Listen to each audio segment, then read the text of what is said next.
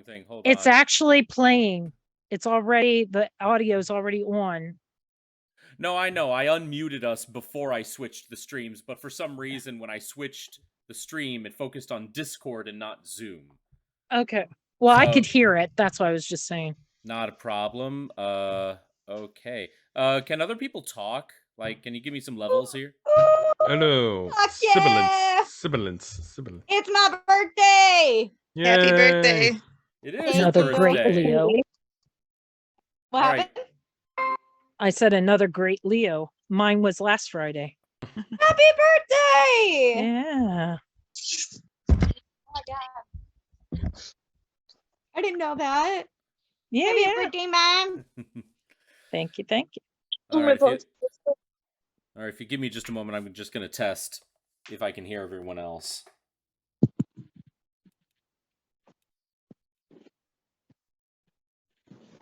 Come on, load. Load. No. Absolutely not. Absolutely not. Yes, we can hear you in the stream. Cool. Hear you in the stream. Oh, there's I'm reverb. getting Yeah. like an echo. Yeah. All right, so it looks like we are all good to go, and I see we have a spectator in the form of our coworker Caitlin. Hello. Hello, Caitlin. Caitlin, are you there? Can you hear us? Uh-oh. Uh-oh. I can hear you. Sorry. Oh, there we I didn't realize I was muted. Not a problem, not a problem. Oh, I almost forgot to... Are we missing a Josh and a Leah? Yeah. Okay, so... He's okay, picking so, up dinner. Oh. Yeah, makes so sense. so we got time before we got to start anyway. Plus, I kind of imagined that this might be a short session because this is all just going to be like walking around before stuff hits the fan. That being said, though, guys, hey, welcome. It has been quite a long time, but welcome back to our next episode of The Song of the Wilds. Yay! Finally! According to one of our players, Josh, it's been 7 weeks since our last session of That's this nuts. of this particular homebrew. Just so much stuff got in the way. People were unavailable. We weren't available. Stuff happened on those Fridays. Carly and I got married. Yeah, we fucking did. Josh and Leah moved in together. Yep, that's right. They did too. So yeah, it's just been a whole bunch of stuff. But we're here. We're gonna have a good time. We're having fun. This is fun. You can't piss on hospitality. I won't allow it. All right. Wait, what? That's from like Trolls 2 or something. I Oh, want to piss God. on hospitality. Carly, why? Carly, yes. No. Vegeta, I'm happy that you liked Vegeta, that. yes! Oh, my lambs. By the way, Sabrina, I just want to say I love you and I miss you. I haven't seen you in what feels like forever. No. I'm sorry.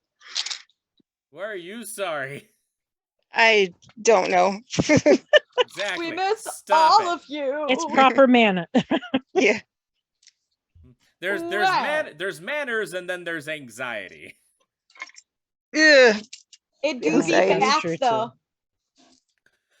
So anyway, we still got a little bit of time before we're joined by both our players Leah and Josh. So, with that being said, I will open this up to announcements now. I have some announcements, but I'm actually going to save those for last. I'm going to try and hold this announcement off until Josh and Leah get here because I have a feeling they're both going to like this one. Yes, Carly, you always have something. Well, it's my birth. It's my day of birth. Of course. And shockingly, that's all I got. And the fact that we're going to be gone next week due to the fact that we're visiting Josh and Leah in Seattle. Yeah, we're going all the way. We're going all the way there. Why did I miss my words there? I don't know. That's It's where a my hard- daddy it's was been a born. day. Ooh. Really? Yeah, my daddy was born in Seattle. Oh, that's awesome. Mm-hmm. All right. Anyone else have some announcements?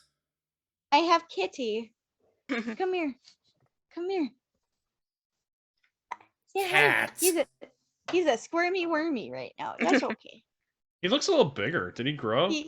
Yeah. Oh, He's okay. getting big. A little bit, yes. But we still love him. We're gonna love him no matter what. Absolutely. What people don't know is I snuck and saw you all on your wedding day. Right. Yeah. Yeah. I thought we said that. I thought we said that like we had like a special guest. Oh, it looks like someone just joined our stream, but who is it? Oh. It's a negative. It's anonymous. Hello. Oh, there he Oh, is. there he is. The Oh, nameless and look couple. at the pretty thing behind him. Someone her? got KFC. Nom Yums. nom nom. Oh yeah, look at that. So now technical question here specifically for Josh and Leah, because neither of you are a dungeon master in this campaign, are both of you just going to be sitting together and sharing the one screen? Okay, Nice. gotcha. Okay. So remember to text any personal stuff, basically, for the campaign. Yeah, or just mute yourselves. Yeah. Okay, so No, I now meant if that- you have to give them like info or something like oh, that. well, yeah. You're Yeah. talking to me. Yeah. I'll have my phone out. Josh will have his phone. Yeah, no problem. No problem. All right. Well, now that we have Josh and Leah out here, let me just ask this once again. Does anyone have any little announcements? We are going. We of course there's Emerald Sea Comic Con going on next weekend that Evan and Carly will be here for. We're picking them up from the airport next Friday. So in 1 week, and a few hours. There's also another announcement that, again, you don't have to hold the microphone. I like Yeah, to I can hold the hear her fine. microphone. Put it down. Put it down. Down. Put down the mic! I like that. I like Oh, that a my lot. You missed a great opportunity to drop the mic there, Josh. I'm just saying. Put down the mic, Josh. Put Sir, down. sir, Put I down will the use mic. force. I have a gun, sir. I have a gun. Oh, that's dark. I will blow my whistle at Lordy. you. Lordy. Oh, that's dark. It's like the British police that were trying to get the Batman down from Buckingham Palace, but they don't have guns, so literally it's just them waving their batons at Batman on the side of Buckingham Palace. It's like, Stop, you fiend! Batman, please get down from the side of the palace. He won't get down. He is Batman. But no, I was gonna say, there is something else that people will notice that, we're on the same camera now. Yay! Oh! It's not an illusion? They got to premiere that at my one shot. Oh, Yeah, I we love did. that. Yeah, we did. The one shot that we wanted to be a part of, but we could. Why couldn't we join that No, one? Where You were were we? at some. You were you were busy. at- Yeah, because we were at a convention. The reason that one shot existed is because you couldn't play the regular campaign that week.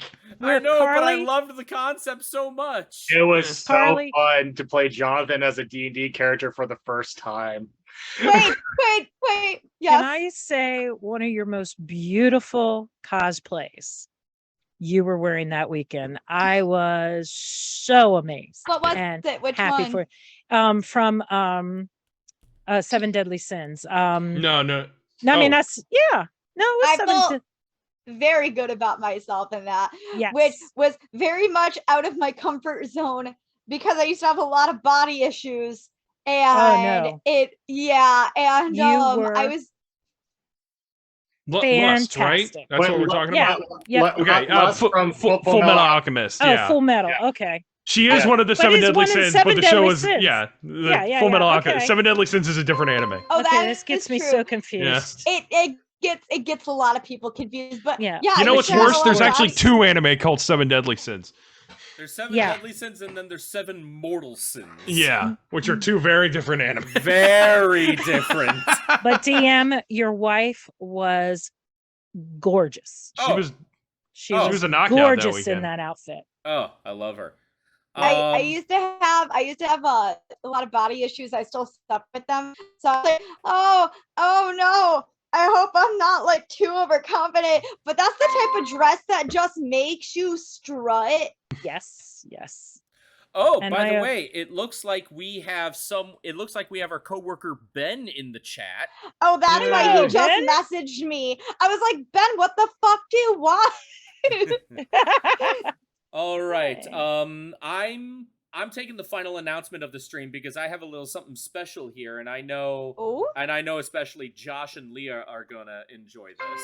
So while Carly and I were at Carly kind of knows what I'm getting at here. So while Carly and I were at Anime Magic, I happened upon a booth that was selling D&D modules. Woo! Hey. And I kind of want Josh in screen for this one because I want to see his face. Okay, that's good enough. The guy who we met at the booth was the one who created this module. he was It's a very sweet dude. a very sweet dude. This is a completely homebrew, but he was able to get it completely published in D&D module format. Wow. And he formatted it in such a way so that this campaign has multiple endings depending on what your players do, because this guy actually takes into account when players don't follow the plan. Yeah. He apparently has taken that into account, and he's created like whole side quests and pathways that lead to multiple endings. It's called The Red Opera. Holy shit, Nice. that is an awesome book. And- It's Yeah, so that's really fucking cool. cool. And it actually asks one question that, now that I think about it, is something that we all should have realized. Paladins have castles, clerics have churches, druids have forests, monks have monasteries. Mhm. But what were to happen if you came across a hidden city completely populated by warlocks? Nothing would get A, done. a lot of gods. a lot of evil demon beings. Fucking facts, though. And apparently that's what this campaign is about. It takes place in a city where the primary population is warlocks. And they finally have found a sanctuary to call themselves so they can get away from all the judgment. All right. It doesn't stay nice there. I can imagine. But this will be something that in the far future, I'm gonna read I'm challenging myself to read this entire module from cover to cover, and then maybe we'll try and run it. We'll see. How is what it? happens. How is it written? Like, is it written like a narrative, or what is it exactly? Both narrative and as like an actual like Dungeons and Dragons Wizards of the Coast okay. book. That is really cool, actually. That is it- really cool. There is both narrative and like actual like dungeon master descriptors in here to help describe the scenes. But not only that, this guy apparently had so much power that, hold on, where can I find it? I mean, fuck, Did- man. Now didn't I he kind of want to win? do that. Hold on, Sorry, no, Liam. I apologize. Didn't he win? No, Carly, I'm gonna ask you to be quiet here because I want to be the one to say this because it makes me very, very giddy. This guy went so far as to actually compose original music that you can play during the campaign, both in orchestral format and in heavy metal. Well, if you're gonna call it an opera, yeah, and, you and got. apparently this entire campaign is inspired by an actual play called The Red Opera by Diamorte. You got to send me like a link to this guy's stuff if he's got like an Etsy or something, man. Oh, I Right? will. I have his Yeah. name right here. He Put it in did say Discord. though that he only sells the book at conventions. yeah, but does he have anything else? I mean, Oh, I'm sure I'm he he's got does. it. sure. I do Okay. know that the heavy metal covers of the background music are on Spotify, but the orchestra format is only in physical CD. That man is living the dream. He That is man living Right? He is living the dream, and he actually sold out of his books. We were one of the lucky few to get like the last 3. Wow. So he's only done that one. He's not done more than one because that sounds like I don't know. He was only promoting Red Opera at the Okay. convention and nothing else. Fuck, I want to do that now. I want to like narrative one of my campaigns and write out this stuff Well, too. I always joke that when Evan finally finishes his book, I'm gonna be his booth babe Nice. and cosplay as like Sadira or like a something. That'd like be a awesome. like a sexy version of Sadira. As I'm Fuck just sitting in yeah. the booth with like some stacks of my book. Yeah, you've told me that before. Carly, if my comic ever gets published, can you be my booth babe for that? I got you, boo boo. Booth babes, the thankless soldiers of our time. Exactly. I'll be It helps because I Leah's. have these things called titties. I'll be Leah's booth babe. I got. Leah, you writing a That's book too? fair. Oh, I've nice. got a couple if I can sit down and finish one of them. You're like Liam. You're like Liam. Oh, that actually reminds me. One final announcement, and then we will get on track. So I know a lot of you know this. I've been silent on Discord for a while due to like mental health reasons. I do plan to come back hopefully in the next couple days. But during that time, I've actually been focused more on the book version of Archivist. And you all know that I finished editing Chapter 6. Well, I actually got all the way to... Now I'm starting to edit Chapter 9. We've officially are now getting close to the halfway point and into the double digits of chapters. So yeah, started Chapter 9 out of 21. So it's still going to be a bit. But I found motivation. This is happening. Okay. Anywho, Yay! with that being said, it has been... Josh, you said it was 7 weeks since our last session? Damn. Somebody's going to have to update me. I don't know where I am. I still remember where all of you are like it was yesterday. Same Thank here goodness. because I'm so excited. Okay. Well, with that being said, let us finally continue with The Song of the Wilds, Chapter 6, The First Hunt. Nom nom nom nom nom. Harley, why? Nom nom nom nom. Keep going, I'll be right back.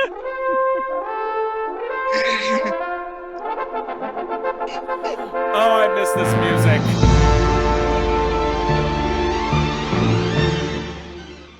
Where we last left off our intrepid group of hunter warriors, simply known as They Still Have Yet to Come Up with a Name. After spending the night at... You should be known as the Chuckle Fucks. I'm kidding. No! No. The Fuckle Trucks? What? The Fuckle Chucks. I like that. Team FC. Okay, I'm sorry, I gotta start this again. What did I miss? Us just fucking with Evan. Okay, fair enough. Okay, intro to this episode, take 2. Where we last left off our group of intrepid hunter warriors, simply known as They Have Yet to Come Up with a Name. The Chuckle Fucks. Shut up! After spending the night at the mountainside manor of Voight, Kara's former uncle adventurer, they decided that it might be now time to try and get some reputation under the belt and maybe sign on to the very first hunt. After an unfortunate encounter with one of the most prestigious members of the city of Acheron, the captain of the guard, which was a giant Leonin paladin, who seemed to just pass right by the team, he apparently shocked Strider with his behavior. So much so that Strider decided to make a split decision and just make the executive choice of choosing the hunting task for everyone else. Unfortunately, his choice ended up being something that might be a little bit too advanced for their skill level, as they now have to go after a very fearsome bullet. You love me. So, Yeah. with their task officially registered and with all of their gear now officially ready to go, this group of novice rookie hunters now sets off on one of the many exits of the city of Acheron into the deep, dry desert region of the island that they call home. And that, dear viewers, is where we leave off. You're lucky you're pretty. Leave off. I am very pretty. Aww.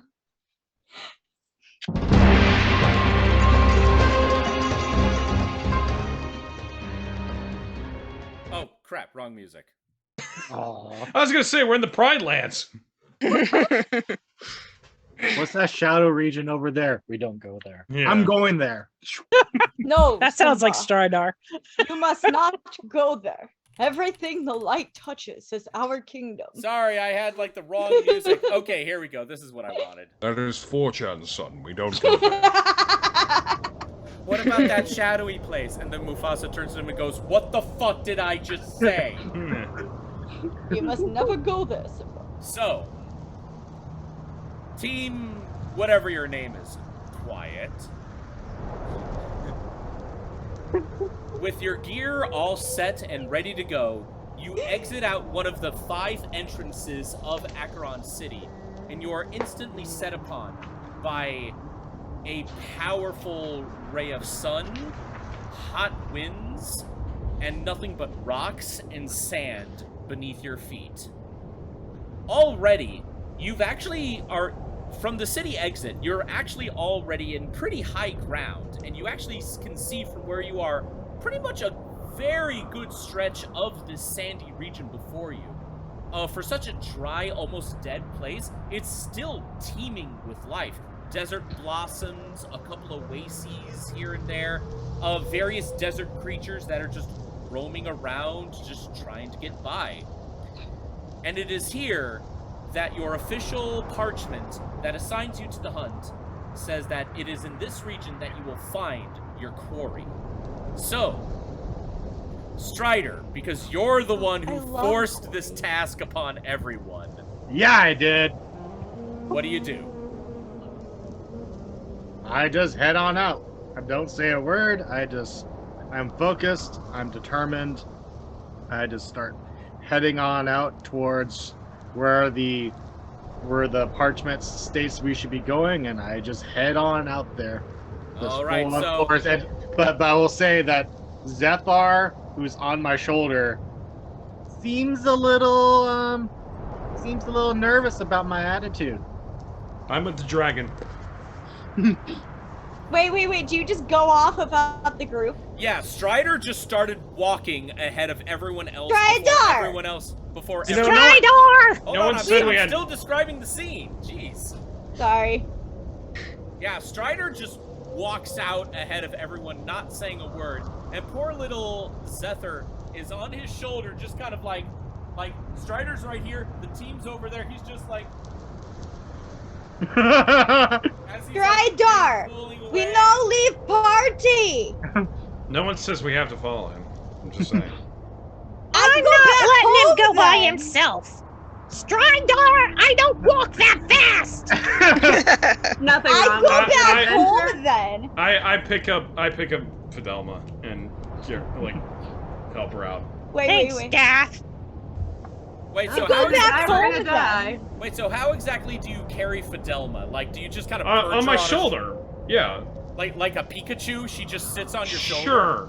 Whatever she did with Stridar, she's doing with me. That works, so, and she's. Didn't she ride on Strider's shoulder or something Yep, at some point? yep, Yeah, so yep. she just does that with me. It's whatever. Okay. Wait. Yes, Carly. Because it kept on getting interrupted. Lorelei looks at everybody, looks at Strider in the distance. I go back home then. No! Come on! Don't you want to explore a little and see what other creatures are out there? Yeah. Then we should go. Okay. You're pretty much just as Friedrich guilty would've as wanted me as to us go. getting into this as anyone. It's true. It's good meat. The box lady wants to talk. It's my meat. Yes, Kara. Tara just kind of looks back and forth, goes, and we're all gonna die someday, whatever. Jeez. Okay. Well, with all of you now That's finally the spirit. Well, now with all of you finally marching, you head down the you're basically heading downhill from the city. And as you walk, everything just gets progressively less green and way more sandy. But again, despite this very arid region, it doesn't have a shortage of life. As you look around you, you see various desert creatures that have just adapted to this region and are actually doing a pretty good job. You see very large predatory birds that are going after the occasional, like, small lizard or other vermin that they can try to get their hands on. You can actually see up ahead, I'm not done yet, you can actually see up ahead what looks like these giant turtle-like creatures that have found, like, one such little oasis pool, and they're just kind of, like, drinking and having a time. One of them actually just kind of, like, looks up at you. And then just goes back to the water, not just minding their business. Okay, Carly, yes. I was gonna ask you, can I just, can Lorelai just be naming all of the creatures as they go? That ultimately depends. Are you trying to actually recall their names, or are you just BSing their names? Oh no, I'm actually trying to recall their names. Okay, so here's what's going to happen based on the backstory that you've told me. If you're going to be giving them names, I will make you do a history check. But the DC for this is going to be a little higher than normal because Lorelai's primary background was in the forest, not the desert. Oh, that's fair. So, I would like you to do a history check. I got a 14. A 14. Okay, that actually does pretty well. Some creatures you are able to name because you learned about them in your past. A couple of them you've seen before, but you just never got their names yet. Got you. So what are their names? Oh, I was just... This one's name is Ben Edmund. This one's name is George. That's... This one's You meant tights, didn't you? Yeah! She wanted to give them actual names. Oh. A typo. You made it sound like you were trying to recall their actual, like, animal Yeah, names. yeah, you actually did, Carly. She was. I was like, I can pull some names out of my ass, sure. Well, Oh Mr. my DM, God. could you tell us what kind of monsters are in Yeah. here? Well, he just said it was a turtle, so it's a studo. Oh, okay. Yes, Or as a something matter to of that fact, way. the giant turtles are called studos. Oh, more giant turtles! Great. Yeah. No. Yes! These ones are actually completely harmless. They're actually, a lot of them are used as beasts of burden for the city of Agon. The giant predatory birds that you saw just running across the sand are actually named striders. They stride across the sand. It's like a water spider. No, they're more like, think of them more like road runners, but ostrich size. Oh, very cool. And you just see like a whole bunch of creatures. Like, again, this place is just teeming with life. Now, who currently is carrying the hunting parchment? Is that it? Is that That's the Strider Strider had it. have it? Okay, I have the other thing in my pouch. That's right. Okay, so Strider.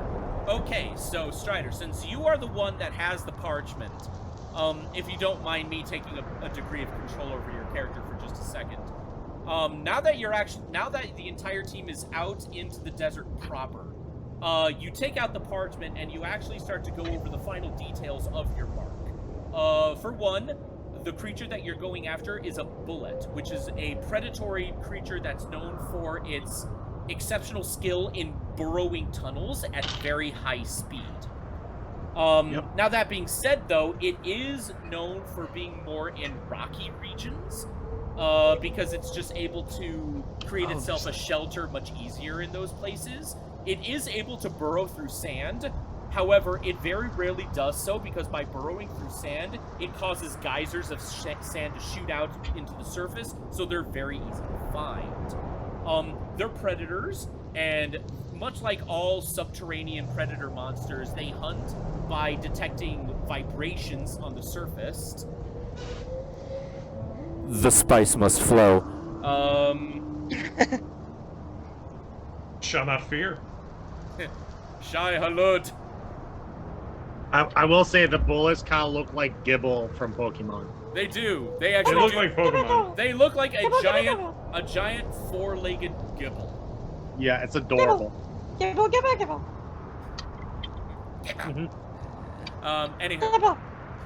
Gibble, gibble, gibble. Carly, stop it. That's too adorable. Now that being said, though, the one that you are hunting is a strangely specific bullet that you're hunting. It's not like the others. This one It's is... a magic bullet. Oh, sorry. God damn it. Back and to the left.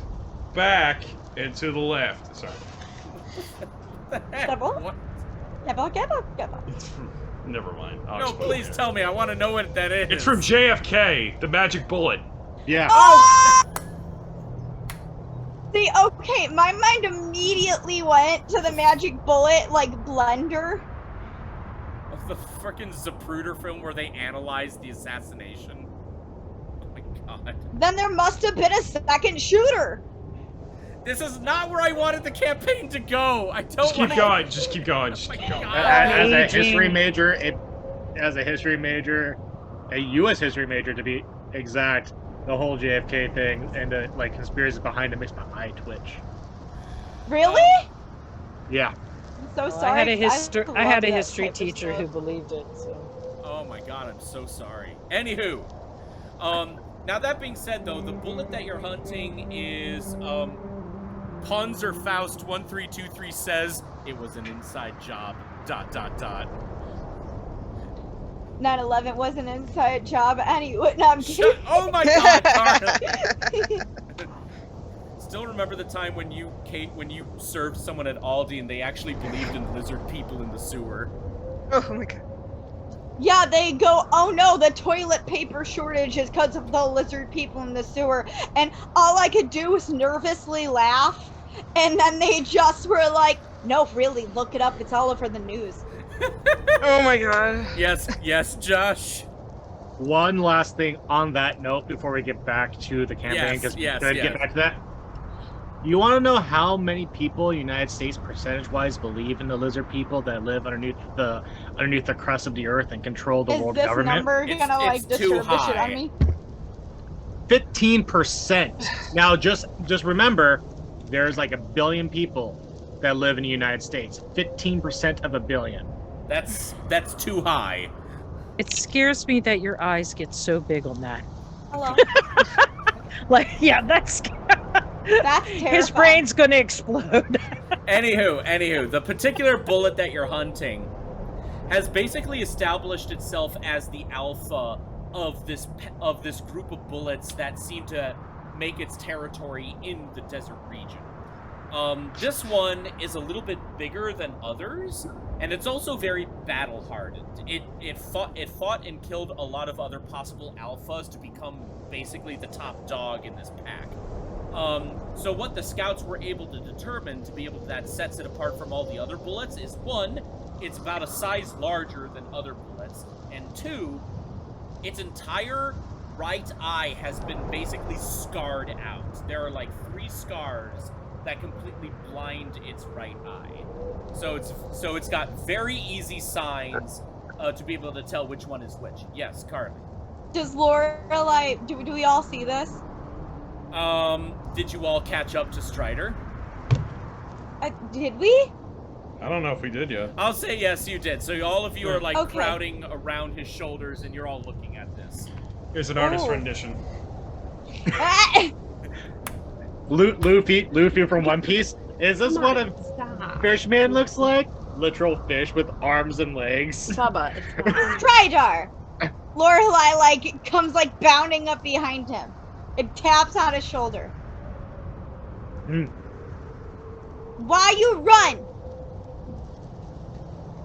not running. I'm going on the mission. We have a job to But do. we are a team. And more to the Yes. point, do you have any clues? What the parchment says, and he hands the parchment to you guys to read. And basically, as they're reading it, I'm regaling what you just said, Evan, to them about all of that. But I would also like to make note of kind of Strider's attitude while he's saying all this stuff. It is quite Grumpy. well. It's not so much grumpy as it is extremely focused and to the point of like making sure the exact details that need to be said are said, nothing more, nothing less, to ensure that we're all ready for this. And like there's no real jokiness to his tone. There's no jovialness that he would normally have. He those that know Trigon, is basically the difference between battle ready Vash the Stampede versus just normal interacting Vash the Stampede, which is very jokey and basically what Stridar is normally. Versus It's more It's fighting Luffy. Yeah, it's like difference between fighting Luffy and joking like normal every day with his crew. Luffy is like, he's, instead of being joking and like drawing artist renditions of what a fishman's supposed to look like and being completely wrong, very focused, saying exactly what everyone needs to know, not leaving out any details but not over explaining anything. And which, if you notice, anyone that's like also looking at Zethar, he's focused, but you could tell that there's a little bit concerned because this is not normally how Stridar is, and he's only really truly seen it a few times. And it's during those times where like, he's like, just like, yeah, basically it's just like, there's Zethar right here as the goblin, just like, Aww. Yeah, that's exactly what's happening. Yeah, he's like, he's concerned for his shifter, but at the same time, he's not going to leave his shifter's side. Right. All right, so where do we start? Well, do we have a map? Is there a map on the parchment as to like showing where we're supposed to be heading towards? Unfortunately, there is no such map. They really just were able to narrow down this particular bullet to specifically the desert region of home. And that is where we're finally going to get into the meat and potatoes of how Song of the Wilds works, because you guys are actually going to have to do actual skill checks for hunting and tracking to make sure that you find the right trails, clues, to be able to actually find this creature. Once you're able to find enough clues, you'll actually be able to pick up a trail. Follow the trail with other successful checks, and you'll be able to find the creature and wherever it's residing at this time. So, with that all being said, with where you guys are standing right now, which is a pretty open area, I would like everyone to start us off by rolling me a perception check, each and every one of you. Okay. Evan, if I could I, before I do the perception check, since Stridar is actually hunting, can I have him shift his eyes, gain an advantage on his perception? Oh, that's actually a good idea. All right, so everyone will still roll perception, but Strider, because you are shifted slightly, I will allow advantage for this one. Thank you. Can I use my 14 for passive instead of the 9 that I just rolled? I got a nat 20. Oh. Okay, hold on. I'm gonna go one at a time with each of you here. So Carly got a nat 20 with your modifier. How much is that? 22. 22. All right. Bite. What did you get? It's still rolling. Oh, you're still rolling? Okay. Yeah, on D&D. Bite. 9. 9? Okay. Yep, it's Malice this time, remember? Yeah, but right. your name is still Bite. Oh, Oh fuck me. shit. I've done that before. Yeah, so have I. Dath, what did you get? I got a 19. 19. All right. Strider, what did you get? My highest was a 25. All right. Kara, what did you get? 9. And lastly, Fidelma, what did you get? 24. Half is 14. Oh wow. It is. It's very good. Okay, so Wait, Kara. Leah had a question. Oh yes. Yeah. Who had the question? I was Leah just did. I was just kind of like, can I use my passive of 14 instead of the 9? Unfortunately, not this time.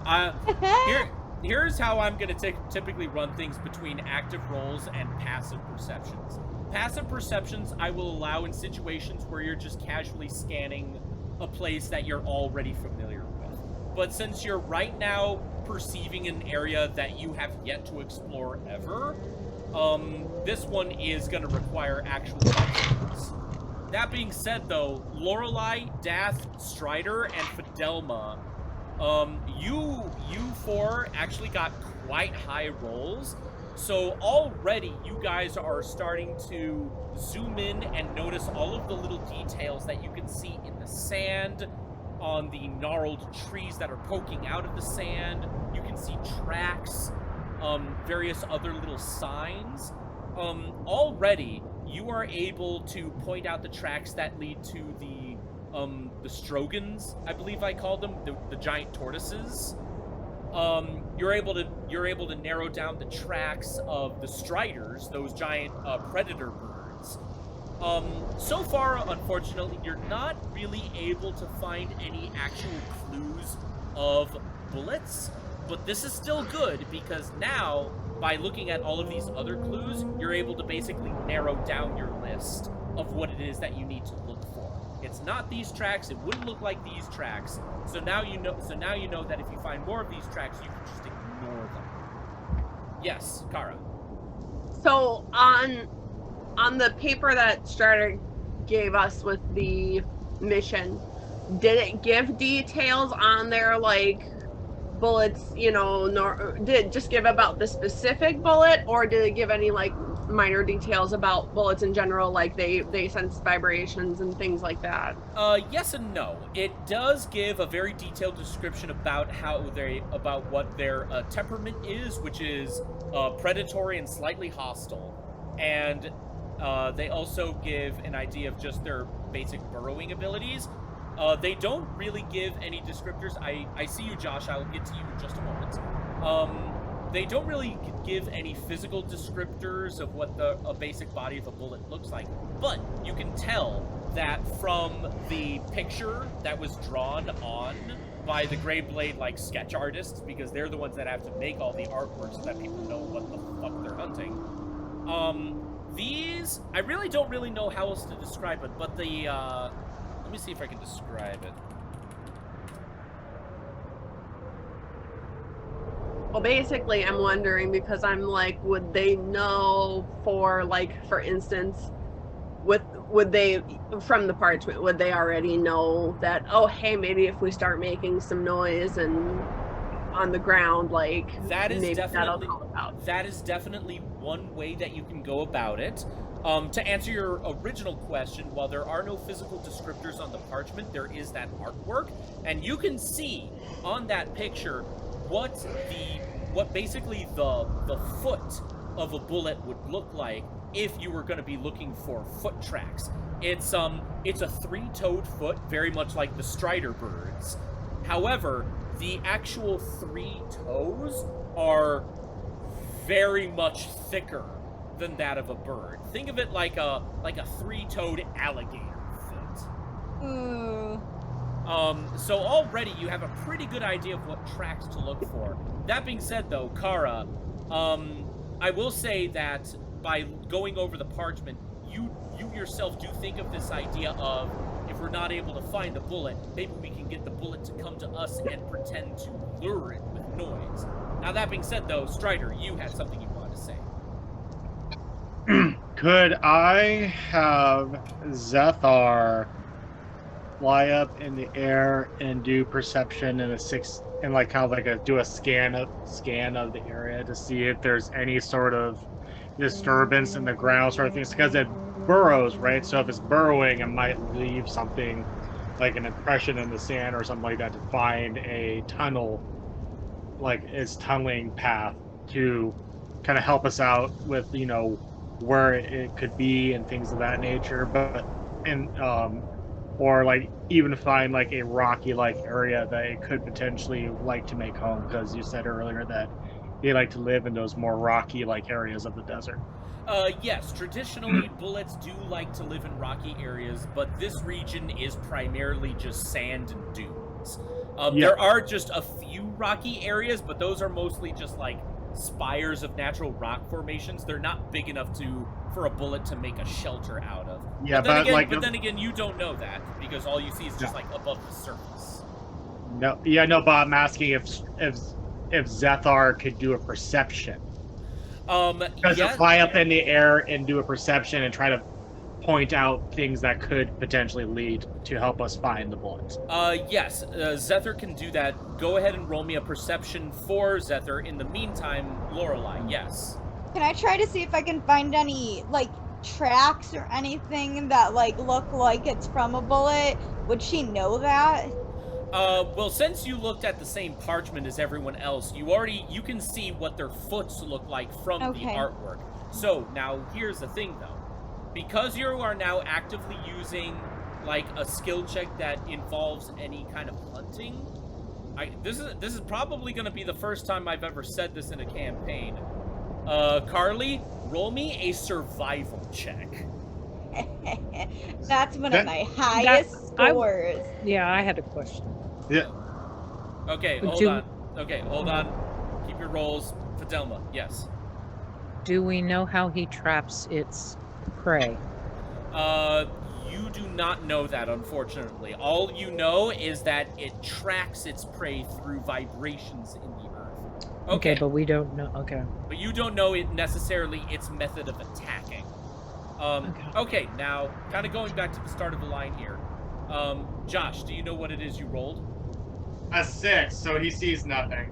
A 6. Yeah, unfortunately, it was a good idea, but Zethar unfortunately flew just a little bit too high, so it was a little too high for him to be able to see any sort of clues. He would need to go back to the ground to be able to do that. The parable of Icarus. Precisely, yeah. Lorelei, yes. I rolled a 7. Because I rolled a 3.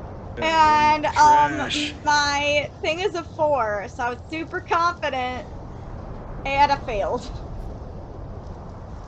Okay, so unfortunately, Zethar was unable to find any concrete clues as to the whereabouts of where a bullet might be making like its hunting trails. Are we really the only people out here right now? You passed by some guards when you exited the city, but now that you're in the desert region proper, at this moment, as far as you can see, yes, you are the only other people. There are typically, some outposts, and some camps here and there, but where you're standing, you don't really see any of them. Now to go back to Lorelei for a moment, because I'm sorry, I didn't finish with you just yet. Yeah, unfortunately, with a 7, you again see tracks in the sand, and we're just getting like a webcam full of Leah booty right there. Some cake. So unfortunately, Lorelei, you do see tracks, but unfortunately with the 7, you just don't see any bullet tracks. Now she's gonna go. May I try something? Guys, I don't see anything. May I try something? Yes, Dath. I look at Lorelei, and I say, "You're a druid, aren't you?" A little bit. I learn for 2 years, and then it stopped. Is there any chance that maybe you could talk to these animals to be able to... Ooh, do I have that ability? Yeah, I yes, might not have yes, you that do. yet. You have it. Thanks, Lee. I have him. Yeah. I'm sorry, I don't mean to metagame, but No, you're totally fine. I Lorelai, you appreciate it. have beast speech. you have speak with animals. I'm sorry. It's first Yeah, level, so it is gonna cost her a slot, but I talk. but I say nothing. What of that? I talk, but with what? Well, you have a choice right now of a couple of the strider birds or the tortoises that are still drinking out of the small oasis pool. I would talk to gonna- the tortoises. I'm gonna go up to the tortoises, and she's gonna say, she's gonna kind of like very, very, very like cautiously walk over to them. At the and moment just when sit- you get close enough, one of these giant horse-sized Galapagos tortoises with its long neck just kind of like slowly rears its head at you, and it's just like chewing some plants that it found in the little pool of water. Can I help her? Can I help her with something? Depends on what you want to do. I mean, I don't have to roll for this. I can just start talking. Can I cast animal friendship on them? I have that too. Now that's being said, it must see and hear you. If the beast's intelligence is 4 or higher, the spell fails. Yeah, I can tell you this right now. This is just an animal, so the spell will succeed. Okay. So now Dath is using animal friendship, and Lorelai, are you gonna spend a spell slot to do speak with animals? Mm-hmm. Then I will spend a spell. All right. Lorelai, what do you say to the Struggan? Hi, Mr. Struggan. Oh, well, aren't you a delightful young lady? What can I help you with? Well, maybe you can help. We are looking for a bullet. Have you seen? What? What was that? We're looking for a bullet. Have you seen a bullet? A bucket? A bullet. Oh, a bullet. Yeah. You had to pick And the oldest everybody one here. else is just hearing. I'm basically, Dath is basically leaning on the tortoise while this is all going, just watching you scream. And this is a big bullet!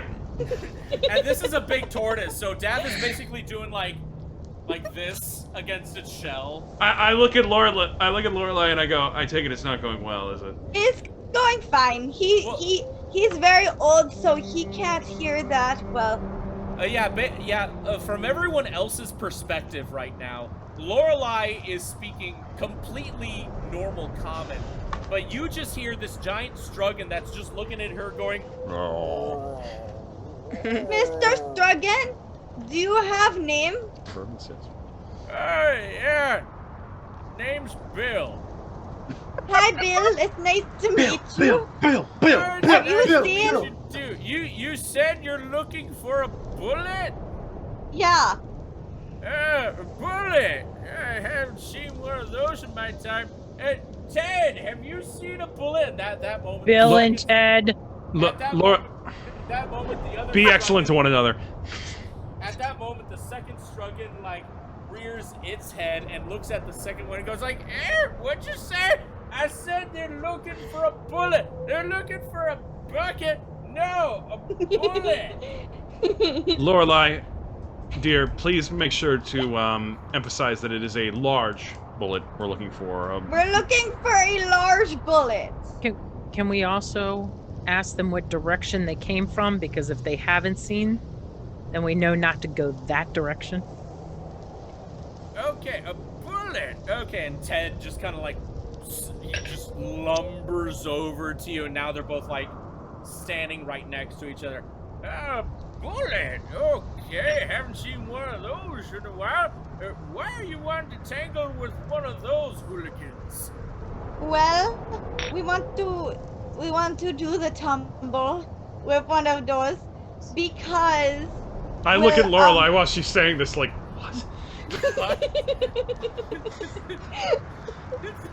Because it's disturbing the forest. And we trying to make the peace. Oh, the forest, Rich. I haven't been Or before. excuse me, the desert. Oh, the desert. Yeah, I was wondering why the forest was involved in this. Sorry, no, that was Carly, man. Yeah, we Alright. see the Furby or what? Oh, it's an owlbear, isn't it? Yep, it's an owlbear. Okay. Gaia is judging you all right now. Hey, it's the first good idea we've Judge, had, judge, okay? Right at that moment, both Struggins are talking to each other. Okay, Bullet, Ted, you remember that when we last saw one of those? Oh yeah, it was like 3 summers ago when we last saw them. They were passing by this area, causing all sorts of trouble. Last time we saw a whole bunch of them, they were just, and he like slowly, it's very slow. He's like slow. This is Ent speed. As long as they're talking at a normal pace, that's all I care about.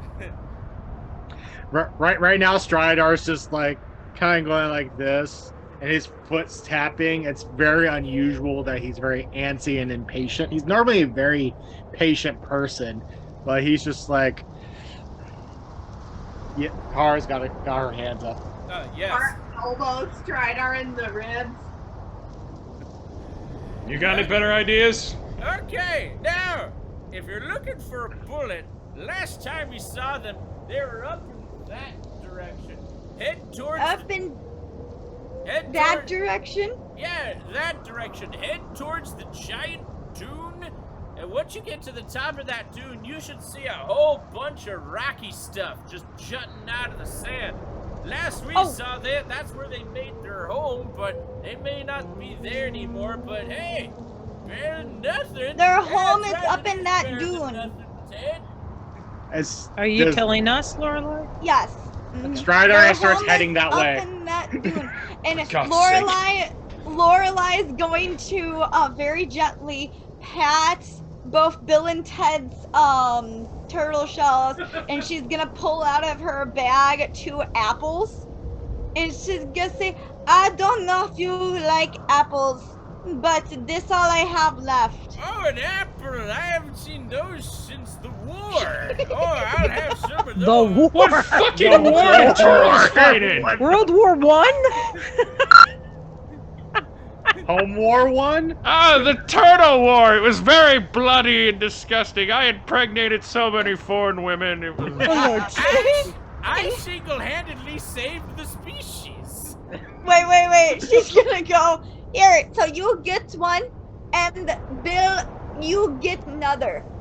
And they both just kind of lean their heads down, and they just take the apples right out of your mouths, and they just Oh, eat thank them God. whole. I was like, Okay. whoa, that's so sweet and sharp too. I know, right? It gives me a bit of spring in my step. Thank you so much, kind lady. No problem. Well, Bill, Ted, it has been lovely, but we have to go.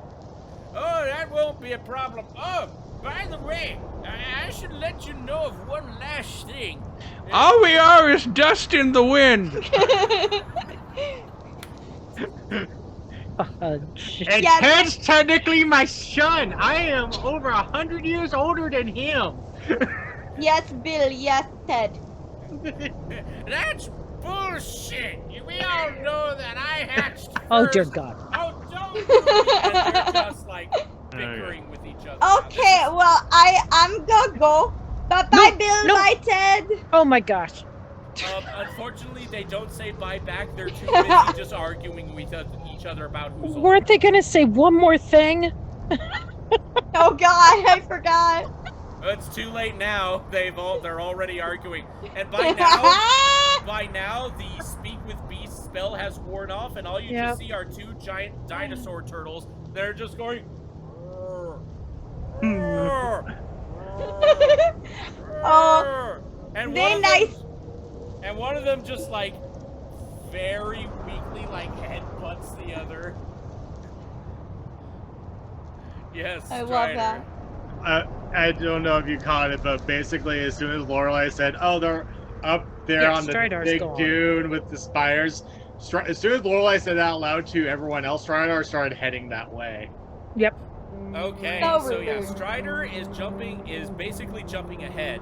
That being said though, Strider, I would like you to roll 2 strength checks. One for yourself and one for Zether.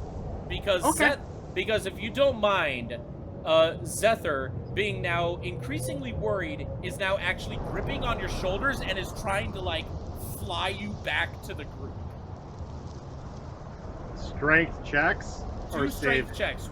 2 strength checks. One for Strider and one for Zether. You're both competing.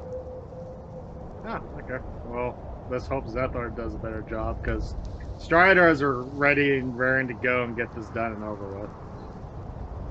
So you see, he has a +4.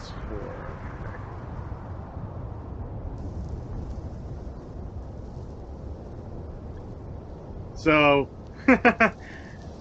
What happened? Stridar got a 6, but Zethar has a +4 to his strength, so he actually rolled an 8. Good. Okay, so Strider, you find yourself, like, charging towards the dunes, and you're walking and you realize, I'm not actually going anywhere, am I? And you kind of look behind you, and Zether has gripped his talons on, like, the back of your backpack, and he is just, like, flapping backwards, and very slowly he just starts dragging you back to the party. As he should. We have a job. We have a job to do. We need to get this bullet. Stridar, we all have this job, and I understand there's something going on for you. But we gotta do it together before we all end up dead. I'm sorry, all I'm seeing is just Dungeons and Dragons Banjo-Kazooie with these two. I love it. Now, here, I'm at his knees, just my finger is up at him. Touching his knee, just waving her finger at his knee. Yup. We need to be together! Well, she told us where to go. Why didn't you guys follow? Because we need to think! We can't just act! We need to think! We have the information we need. No, we talked about it beforehand. No. All we have is they could be living there, but we don't know how they could attack us. So we need to be stealthy. Digging? We need to stealth. And I'm very good at stealth. Yes. Big punchy right there. Oh, Lorelai. Yes, Lorelai. Lorelai comes running up and is like, Strider, you wait. I'm still talking to my friends. He looks over at the big turtles that are just headbutting each other softly at this point. Oh yeah. He's like, and he's just like, somehow I don't think they're paying attention to you. I was talking to my friends. Kara wants to talk. Oh no, Kara's just like she had like smacked Oh, back of the head, and then he started, and so she's like not strong enough, so she like pulled like basically some rope out of her pocket, and she just starts wrapping her head. She's like, "Yeah, that'll work." Wham! Death looks at Strider and says, "As a Greyblade, you should know not to go into things half-cocked. We need a plan." What's more than a plan than just go to where they live, stalk them out, But and we kill don't them. know if they still live there. What if they move? Then we track and see if they had lived there, and then track their movements to where they might have moved to. But what if they've cleverly created something that we could fall into and die? I won't let that happen. Oh, won't you now? I'd No. like to see you try. So you can sniff it out? Biscuit can sniff it out. Watch this. I don't know. It's fine. Let him go. Let him go. It's okay. What did you say, Malice? Oh, Fizzgig could sniff some things out if you like. That's right. We do have a Fizzgig. He's a good boy. All Yes. right. Okay, so with that being said, as a group, what do you all do? Where do you go? Well, we could try. I think we should just track. But carefully Mhm. and Oh. together. All right. So, with that being said, as a party, all together, no splitting. Wait, hold on. If you kill me, I will find a necromancer to bring you back.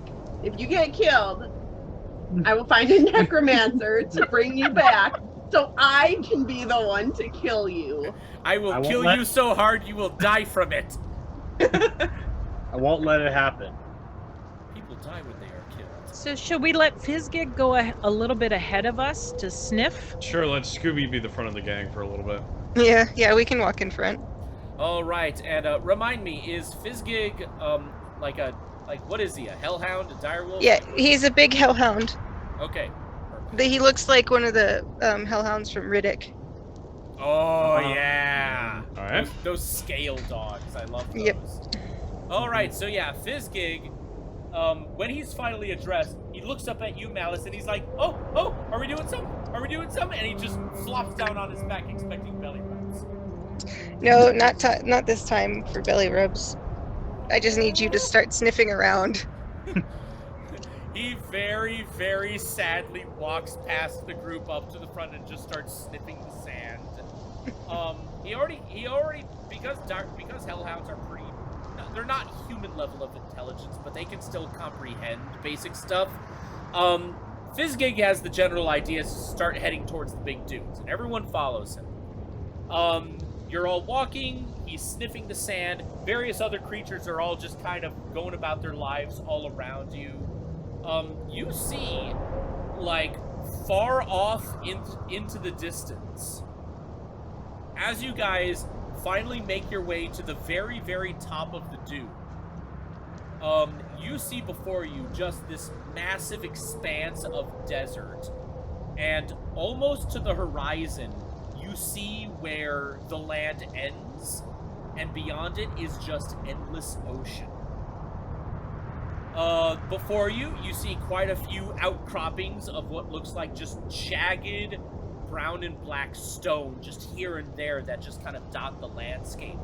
And then just before the land ends at the ocean, you see a massive plateau of just pure stone. But there's something on top of it. Something that looks like another sand dune on top of it, but the color of it is much paler than normal. And you realize as the wind blows, that's not sand, that's fur. And then very slowly, you see the massive face of the Sphinx, the guardian of this region. It's just kind of laying down, sleeping on top of the plateau. This thing is so massive, it covers the entire top of it. And you just kind of see it just kind of like raise its head, let out a single yawn, and then just kind of go back to sleep. Things seem pretty silent, and in that moment when it was yawning, all of the other creatures in the region just kind of like stopped, looked at it for a moment. But as soon as it went back to sleep, it was business as usual. Lorelai's just staring at the Sphinx, just... Oh.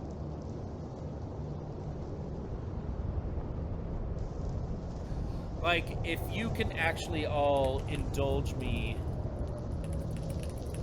for a moment, I can actually give you a general idea of how big this thing is. Let me see. How far away are we from this thing again? From the Sphinx, quite very much far. Because again, this thing is absolutely massive. This thing is...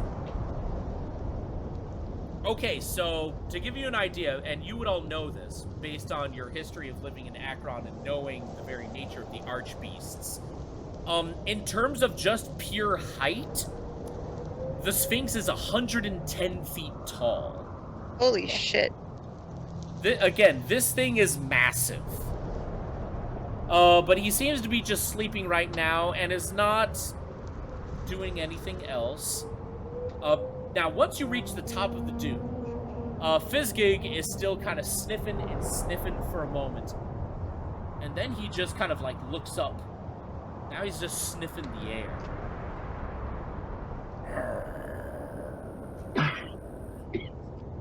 What did you find? I'm taking that as a warning sign.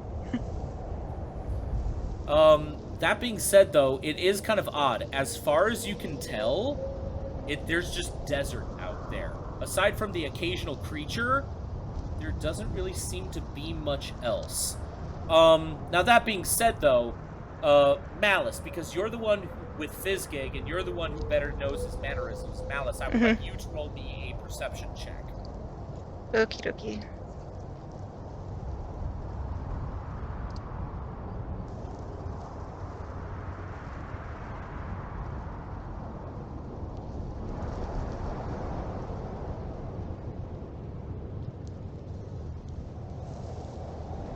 $15. 15? Alright, that's perfect. As you are addressing Fizzgig's hesitation about whatever is happening out there, you kind of follow his gaze, and you see what looks like a large, basically like a monitor lizard. And it's just kind of like paddling along the sand, just kind of looking around for a bit. It looks at a cactus. It kind of waddles over to the cactus.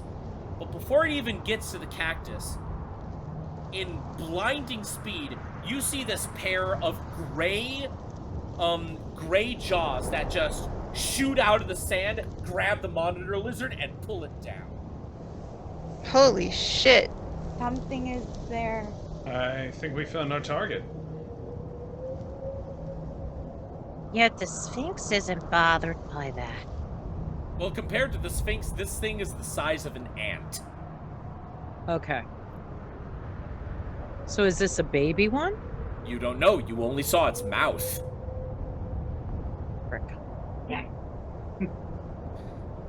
I So- think we're gonna have to watch our step from now on. Yeah, I agree. So, how do you all proceed? Well, honestly, I'd like us to go back and get a flying device for this job, but I don't think that's possible. Lorelai just looks at Daff and goes, "What is a flying device?" That I'd have to ask the DM. Do we have those in this universe, or what? There are projects to create vehicles that can move in complete 3 dimensions to basically move in the air. People know that they have the quote-unquote technology to do this, such as propellers and whatnot. And there are quite a few devices that are basically prototypes that you know of. Some of which were constructed by Grey Blade engineers. Unfortunately, to this day, no one has yet to create a successful flying device. But it's kind of common knowledge that the city, like as a whole, has been trying to develop something for quite a few years, but so far no success. Lorelai, you said that the turtles said that it was near the last time they saw them was near the jagged rocks, right? Yeah. They said Alright. that was their home. Okay. But it was in the ground. I think. Did they say that? Damn, I apologize. No, I don't- Yes. They did say, like, the Okay. last time that they saw a whole group of bullets, they made their home in a jagged stone formation. And there's quite a lot of these in this open area of just sand and dunes. So what do we know about the Sphinx? I just want to know, are they aggressive? The Sphinx itself, and this is something that is common knowledge to people in the city of Akron. The Sphinx is one of 5 archbeasts that Okay. essentially act as guardians of the island. They really just kind of keep to themselves, and their very presence is really just to keep all of the other indigenous life forms from getting too crazy, from intruding into other regions of the island. Basically, it's their presence that keeps things peaceful. They don't really interact with the people of Acheron. It's a very unsteady alliance as far as everyone can tell. It's one of those things where it's like, as long as you don't bother them, they won't bother you. But to this day, because of that separation between the city and the Archbeasts, no one has yet to ever really determine if they're actually hostile. Why the hell are we capturing this thing again? I forgot. Or trying to kill it or whatever? That was my next question. Well, you're doing nothing to the Sphinx. It's the bullet that you're tracking. No. Yeah, the bullet. Yeah. Why are we capturing this thing again? Okay, so this one was a personal request that was set out by a merchant, because apparently he does have product that does come in from the desert region, like various minerals and other precious stones that can be cut into gems that can be made into jewelry and such. And unfortunately, this one bullet has been very aggressive towards his caravans. So what's the name of this guy? The name of this guy is Cornsworth. Unfortunately, none of you have met Cornsworth. You just know him as the guy who submitted the request. I want to know, how do we know this bullet is the bullet attacking his thing? This could be a bullet that just lives here. We don't, but it's the only clue we have so far. You only just saw this thing's mouth. You never really saw enough of it to know if it's the bullet that you're looking for. Because again, the one that you're looking for is bigger than normal, and it has scars over its right eye. Yes. Right. Strider. Strider kind of looks at the party, sees that there, and then he just kind of just sits down and looks down towards the dune and just goes,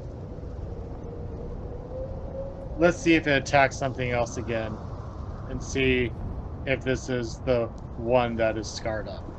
And he just kind of just sits there, crisscross applesauce, and just looks straight down into the dune and just waits. Fidelma plops herself right down next to him. Lorelai sits right by Strider's other side too and just waits. So are we just sitting here like all day, or are we gonna have to, by chance, have maybe a plan to draw it out? Sometimes we have to sit all day when you hunt. I look over at Kara and I just shrug my shoulders and I sit down too. So, hunting sometimes means waiting for things to come. Oh, we know this is where they are. Whether this one or no one might come in. There obviously are animals that come in through here, which means that eventually they might get hungry again, grab another one, or the one that we are waiting for will come through here. Does the parchment at all say the last time this thing was visited or seen? It does not, unfortunately. Great. Yes, Kara. So, can Kara look around and see if there's like any of the strider birds or anything like that close by that could perhaps be coaxed to run in this direction through this area? Because she don't want to sit here all day. Roll me a perception check. Okay, let's see if this one does better. This is Death Art, by the way, just sitting on Strider's shoulder. Do we have a date of publication of the job? Not necessarily. Is there a trade route? Not show up. Did it show up? You know, 19. Oh, nice. Yes, you actually do see one such strider bird that is pecking at a bit of cactus fruit just kind of off to the side. It's just kind of like minding its own business. It's not doing anything. How are you going to try and persuade it, though? Can I use thaumaturgy? Wait, hold on. Say that again? Can I use thaumaturgy? However the fuck you pronounce it. That's right. Thaumaturgy, but how do you thaumaturgy. use it? I want to make it think that there's a predator behind it to guide it over towards where we saw the bullet. Oh, okay. Okay, so with Thaumaturgy being a cantrip, it just works. At that moment, the Strider Bird just kind of like stops what it's doing, just kind of looks everywhere, and then it just starts gunning it across the sands. At first, nothing happens. And then you actually see a disturbance in the sand. And then what looks like a whole bunch of sand just shooting out, and it's actually following the bird. Glad I chose that instead of a turtle. I move faster. Yeah, the Strider Bird is running and running and running. And the Strider Bird rolled a 1. Oh no. Trips and falls and does like the zoom thing where he trips and starts rolling. Can I run after the bullet? What? Well, here's the thing, though. Before we get to that, because I rolled a run, let me finish this whole thing. You'll get a chance. Trust me on this. You will. Because at that moment, just when the Strider Bird thinks it's gotten away, you see this large, gray, almost metallic shape just shoot out of the water like a shark. And with its giant maw, it clamps down on the bird's head and wrestles it to the ground.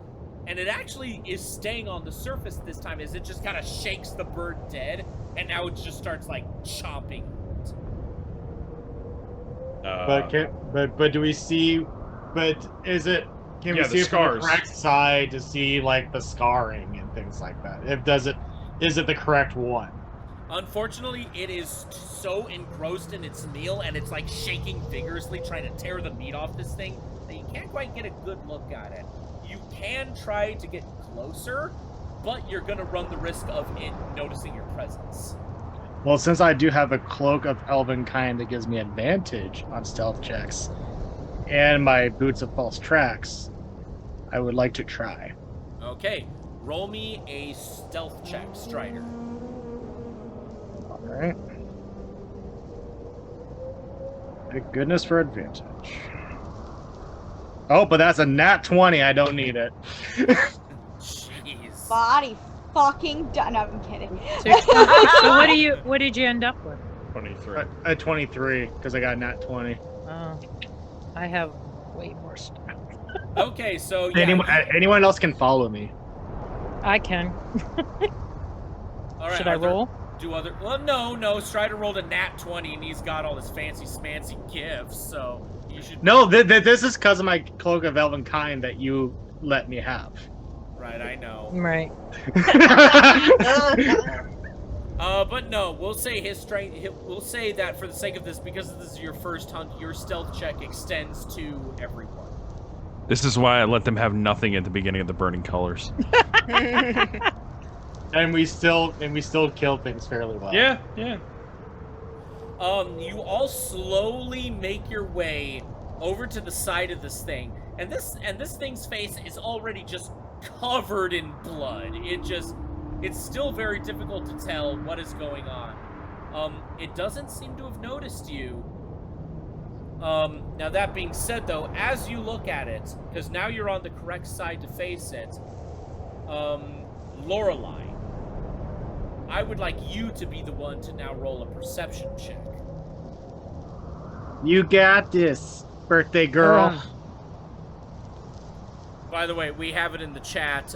Carly's character talks like 11 from Stranger Things. I think she sounds like Jester, but that's just me. About that fits her character a little too well, and I'm just gonna leave it there. I got a 16. A 16, all right. All right. Bullshit. I did not say that. I know. All right. Oh, my bad. All right, Lorelei.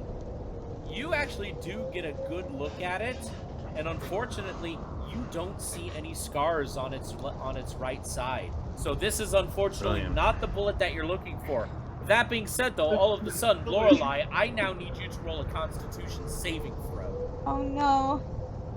She's gonna start thinking, guys, that's not the correct one. I got another 16. Wow. Unfortunately, a 16 was fucking not take it. enough in this case. God because- damn it. Because as this bullet was just wrestling the meat, unfortunately, it kicked up It a is whole good bunch meat. of sand and it got in your face, Lorelei, and you sneeze. At that moment, the bullet just stops and just turns to all of you. Eh. These aren't the people you're looking for. The bullet just kind of looks at Strider and it just does this. Oh, you're ready to go now! Let's go, bitch! It stands up on its hind legs and it just pats its chest like this. Hey, yo, this is bullet turf, yo! I hear no bell! I hear no bell! Can I throw my blanket out into the wind to see if it distracts the bullet? You can certainly try. Let's see for that. I mean, it's just a blanket, right? Right, but if I can aim it past its eyes, maybe I can do something. What else can we do right now? Honestly! Fight. Fight. What? But we're This only level experience gets- 3. We're still Yeah. squishy. Go to sleep, go to sleep, go to sleep, go to sleep. Not all of us have advantage on like fucking everything, Josh. Go to sleep, go to sleep, It- go to sleep, go to It's sleep, go to sleep. it's 1, 2, 3, 4, 5, 6 against 1. We're fine. Do you guys choose to attack? I I want already to try. know Wait, somebody wait, wait. who's running Hold out on. that way. Can I look at Dath and be like, Dath, you cast animal friendship, I talk. To hell with it, sure. Alright. I cast animal friendship. And I cast speak with animals. Alright, what do you say to the bullet? Hi, Mr. Bullet. The fuck you want? That's not very nice. He's a gangster. We just passing through. You have friend with scar on face. What, you want to know about Pacino? Pacino? His name. Okay, his name is Pacino. Scarface, Good- guys. Scarface. Okay. Say hello to my little friend. Yeah. Good to know. So listen, here's the thing. I'm sorry I sneeze and disturb, but A lot of my we just passing through. Yeah, woman, this is our hunting turf. Why the fuck you going in here? We not hunting, we passing through. Roll a deception check. Because you are hunting. Oh, we are. Yeah. Oh god, I got Oh, we're dead. Can fucking Tarantino understand me? Like, or no, can he can only o- understand Lorelei? You can Lorelei? Lorelei, whatever. He can only understand Lorelei at the moment. I'm sorry, I just tried be You coming friend. you coming on turf? You what are you trying to do? You trying to take my hide? You want my shell? No. Tell him we're on a job for the Sphinx. We're on a job for the Sphinx. Roll a second deception check. With this one with advantage, because just inciting the Sphinx name makes him like seize up a moment. God! I got a 6. With advantage? Yeah. Oh, jeez almighty. What was the I'm first gonna roll? die. Yeah, what? 5. We're all gonna Wait, persuasion or die. deception? I'm sorry. It was deception, wasn't it? Oh fuck, Deception. I'm so sorry. Okay, alright, we got another chance here. Alright. I got a 19! Okay, alright, that's much better. I thought it was the Thank 7. God for the wrong rolls. I'm sorry. I should have given you Bardic Inspiration. I mean, 19 is fine. by invoking the Sphinx name, the bullet just like seizes up, and you see both of his bloodied eyes just go wide. He like waddles over, looks at the Sphinx because he can't turn his head. Bullets don't have necks. And then he just kind of like waddles back. He goes like, oh man, I'm terrible. I'm sorry. Yeah, you should He's totally be. Southern. Yeah. From Italian to Southern. Because that's his true form. Mr. Bullet, Actually Southern. you should be sorry. I don't know how to sound gangster and nice at the same time. I'm just a poor Southern bully. Yeah, Mr. Bullet, Foghorn Leghorn. you should be sorry. And she does like one of those, like, what? I look at the rest of the group and I say, I think she's winning.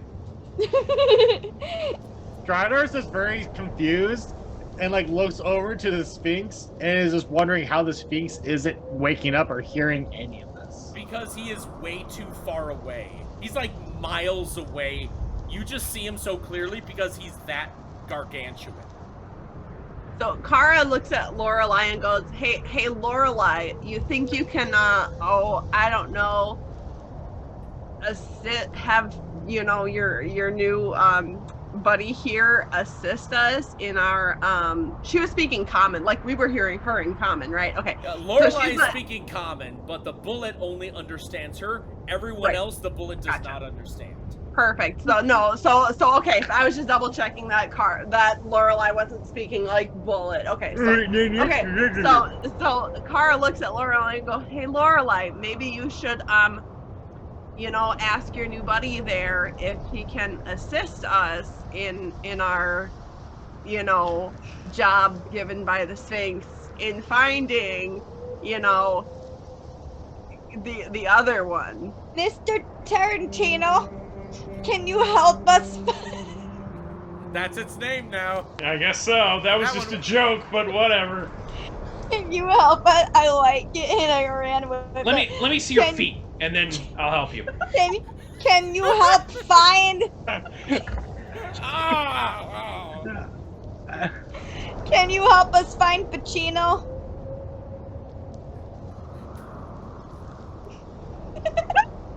I'm sorry. Get here. This is kind of my fault, why honestly. Is it that you have the best jokes whenever we play a campaign? I don't know. I mean, first it was this, and then before that it was Great Poison with a Zephyr will be most pleased. Yeah. I just want you all to understand. Yeah, she'll explain. This is my dinner. Yeah. His father and him do this, and I sit there going, "Shut up! Just let me watch something." I love that. I love it. Wait, Liam, what was the latest thing you said? It was like, by Zephyr, I can walk. What was that? Well, that was a Strange Love reference. The Okay, Dr. but what was the line? Mein Führer, I can walk. Okay. That's what Peter Sellers says. Is Peter Sellers, Oh my right? god, that was Peter Yes. Sellers. Yeah. Oh god, I gotta watch that. Anywho, Tarantino, because that's his name now, and now I have to do that voice.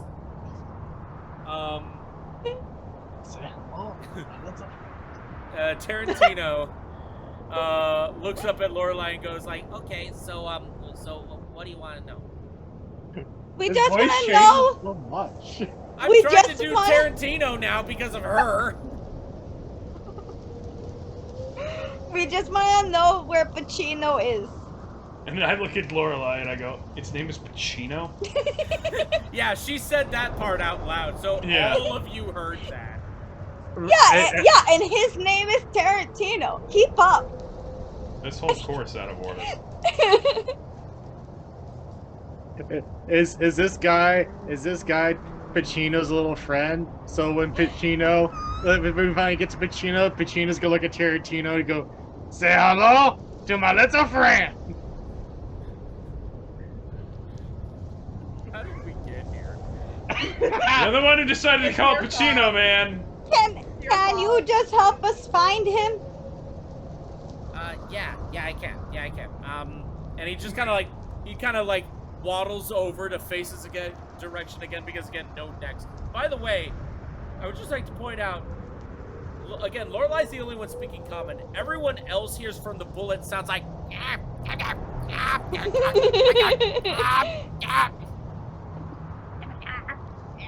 Does he need a throat lozenge? Do you need a lozenge? Does anybody have a lozenge? Yep, haven't got that reference. Strider just pulls out a Ricola. You just hear someone blowhorn in the background. He just Ricola. Strider just pulls one out. At that moment, the Sphinx just kind of wakes up and looks towards the icy region, like, what the fuck? And meanwhile, the mammoth archbeast is like with his giant trunks going, oh, sorry. Ricola. Tarantino looks over at this one outcropping, and he's like pointing straight at it with its mouth. And he goes like, you can find him over there. He's resting right now. He's grumpy if he gets woken up early. Like if you just need to talk with him, that's fine. I'm out of here. And he burrows right in the sand, and you see his little sand wave just go off into the distance. Thank you, Mr. Tarantino. Hey guys, he's right over there. How far is by the way, over all there? of you heard her say goodbye, Mr. Tarantino. I'm not even gonna ask. So, should we come up with some plan or be like Mr. Dum Dum here and just go off? I think we come up with plan because Tarantino's gonna be extremely upset that we hurt his buddy. So how far from of the look of where that is from where we are? It looks like from the direction that he pointed at, that exact rock outcropping, it's about a good hour's walk. Okay. And you're just mainly just going through sand and just a couple rocks here and there, but it is a very, very, very rough terrain because again, you are just trudging through like pure fine sand. So your feet are sinking in the ground. You gotta like lift up your feet. It's like walking through snow. You really gotta lift your feet up to make any kind of steps because you can't drag your feet through the sand. Strider like looks at that direction and just kind of just thinks for a bit and just goes, why don't we go about most of the way there except for the last quarter mile we stop and send Fitzgig is your dog's name, right? Yeah. Yeah.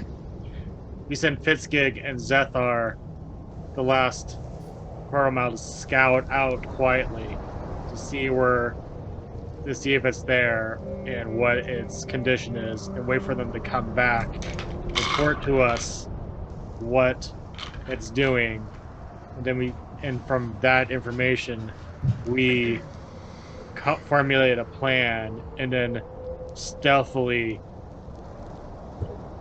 execute the plan. That sounds like a good plan. Okay. I can roll with that. I would suggest we not. Okay. No. I would suggest we not stand on sand, but find a hard rock to stand on. Just to be on the safe side. Good idea. Fine by me. So you all proceed to beeline straight to that one rock outcropping? Sure. Well, yeah, towards that rock outcropping, and if there's any rocks within a quarter mile We're gonna of stop. it, we stop and stand on top of that. Not just a rock, it's a boulder. And then send Fitzgig. It's not just a boulder. It's It's a rock. It's a rock. And then send Fitzgig and Zethar out, one to kind of scout from the ground and one to scout from the sky for the last quarter mile, see if they can't see the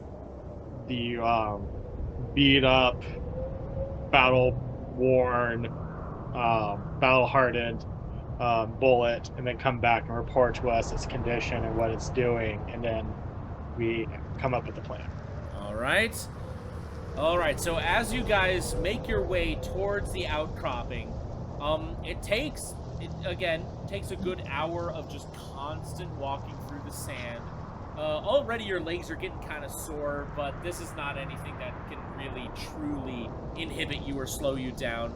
Every once in a while, the Sphinx, way off in the distance, just kind of like raises his head, lets out a yawn, he just kind of like surveys the area for a moment. I'm just gonna say right now, he does seem to look in your direction, but he doesn't seem to be looking at you actually. Like, he just kind of like passes over you, kind of looks at everything, goes back to sleep. Now, Oh, he's so pretty. all right, now, as you guys get closer to the outcropping, Dath, I would like you now to roll me a perception check. Me? Alright. Yes. Alrighty. Okay, that's a 2. Good job.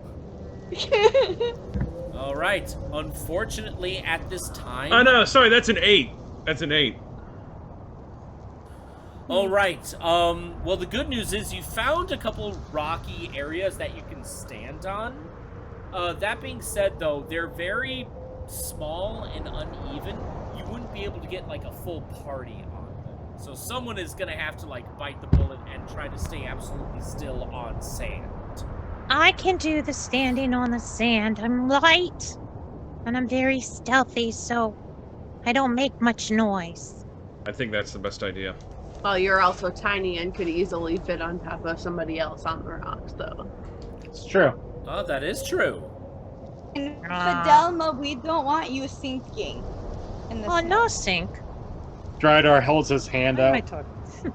to allow her to hop on up. And Pretty I good. scramble up. Because if I can help keep Stridar calm. Smart. Smart. All right. So, with your formation mount now made, just to reconfirm, Malice, do you send Fizzgig into the cave? Yep. All right. Fizzgig kind of ventures out. He just kind of like, he stops and then he turns his head at you all and you just hear him go. Uh-oh. You'll be okay. Well, Zethar's is scouting too. So. Yeah, you see Fizzgig just kind of like try to get up on his hind legs to try and like bat at the little dragon. Hey, we're doing this together, okay? You're not gonna be alone. I know it's dark, but it's okay. I have fire. We can work this out, okay? Alright, let's go. Oh, good buddy. All right. Fizzgig and Zethar make their way into the little outcropping. Now, as they venture in, this is a very naturally formed large cave, but it is also very small. There's no tunnels or anything. It's really just a single area. And almost right away, you can see what looks like just piles of, like, small piles of bones and some, like, hides that are just, like, torn off just so, like, whoever made these bones could get at the flesh a lot easier. You even find a couple completely emptied Struggan shells. Like, it's just the shells. Like, everything that was used in the shells, totally eaten. There are no shells. Now, with that being said, Fizzgig and Zethar look up, and basically laying down on top of this carcass pile is another bullet. This one is already a lot bigger than the first one you saw. It is right now just laying down, and it looks fast asleep. I think we found it. We should let them know what we found. Does that sound good? Let's not fight it right now. Let's have the others with us, so that way it's 8 against 1, and hopefully be in our favor. All right.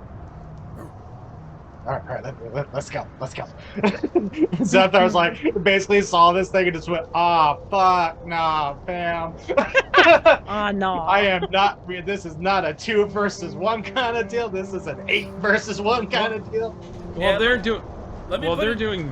Oh, Oh, sorry. No, Dath, you first.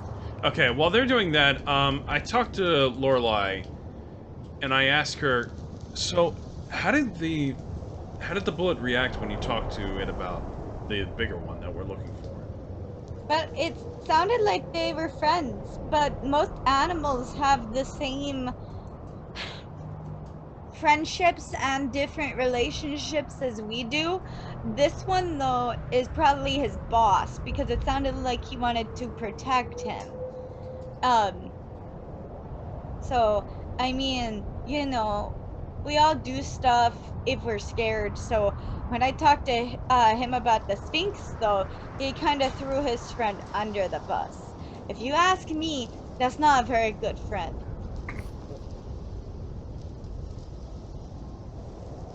What was the name of the guy who hosted the job again? Was it Godswald or something? Kornsberg, I think I said his name was. Kornsberg. Alright. Does anybody know that name, Kornsberg? Do I know that name, Evan? I'm gonna tell you Since all I right used- now, none of you met the man. I figured. He's just another merchant. Even Kara? Kara, due to your background, roll me a history check if you've met this merchant.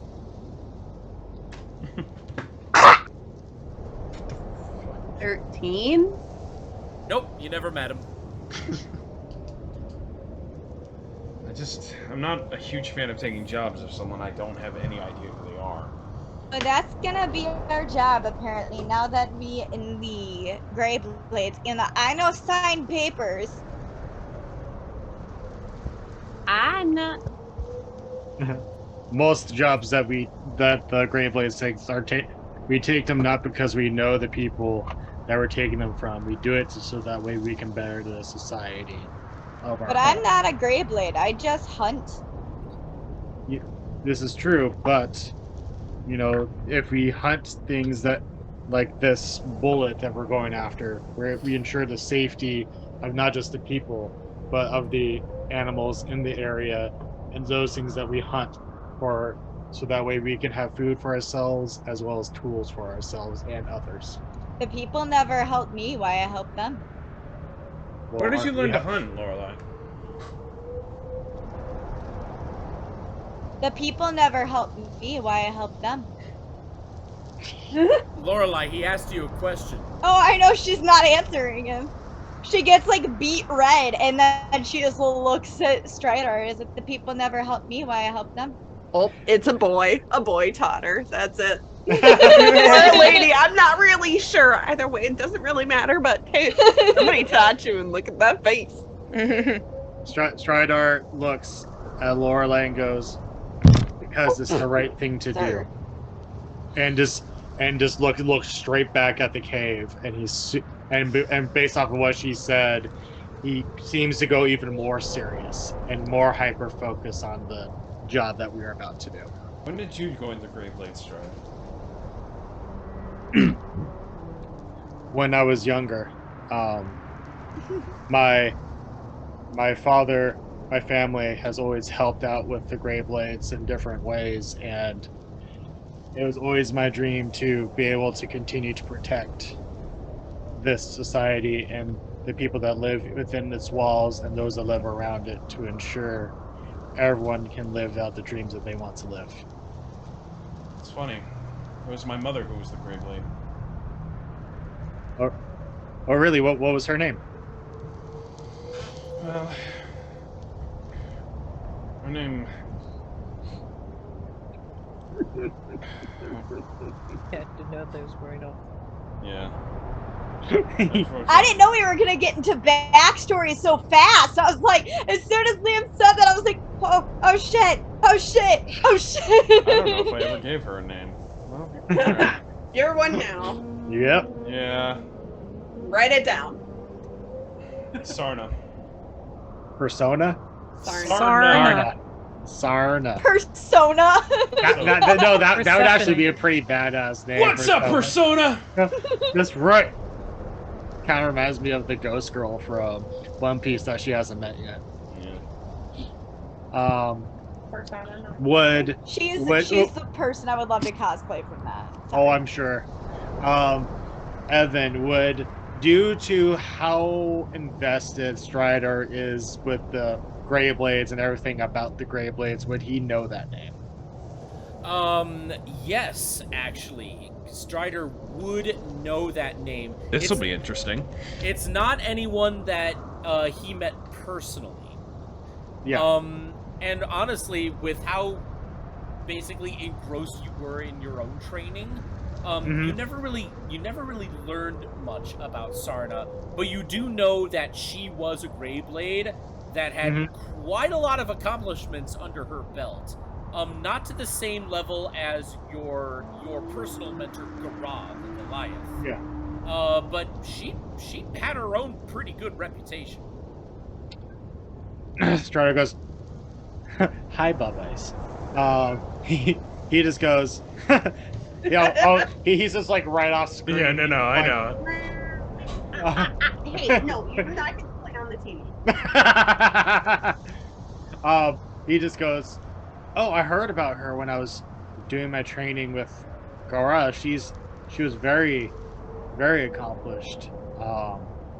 Definitely someone that, is very respectful. You should be very proud of her and proud to be her son." Well, thank you. I am proud. Would Kara have known Sarna? Evan. I'm sorry, I didn't know you were directing that at me. Sorry, would Kara know Sarna because of her background? Again, no. Again, it would be the same thing as Dath's history with her. You've heard the name, but you've never met. And again, you just know that she has accomplishments.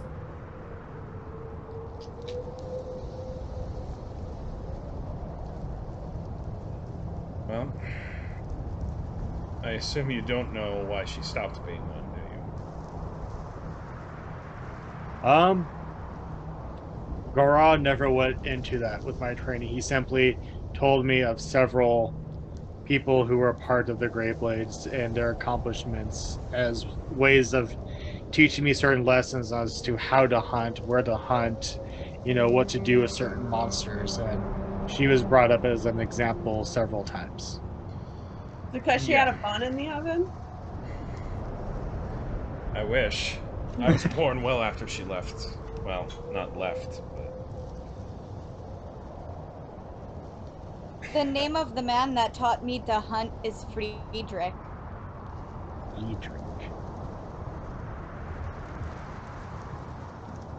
Interesting. What kind of person was he like? He was a kind man. He taught me to make friends with the rats to help us steal food. Rats would know how to do that.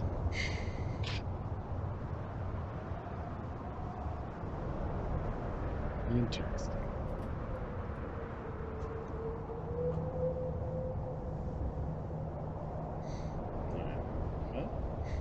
Can I help you? I don't know, can you? I'm good. Evan, if you want to get the ball rolling again, I don't mind. I was gonna say I have an idea. Oh, yeah? What's the idea? I think we should be planning. I noticed something. The bullet can't turn its neck. It has to fully turn its body. So if we've got to attack this thing, we have to surround. No. Lorelai, calm down, dear. We need to be on several different sides. That way it doesn't know which way it's coming. And that way you know, it can't whip around that fast. It can't look at us. So it's going to have to physically turn. So if we're all on one side, if it turns, it's there. If we're only on two sides, it's got us. But if we're all around it, we somehow can surround it. Can't turn his body as quickly. See what I'm saying? What do you think, Stridar? Strider kind of sits there and is thinking about that and goes, I think that's a good idea.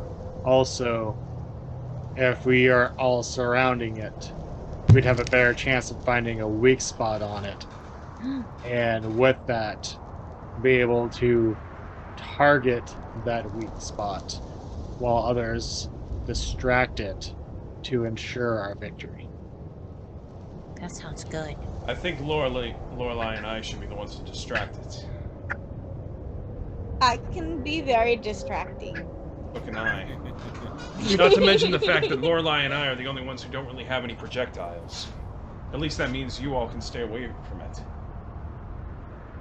Say we stab it in the good eye.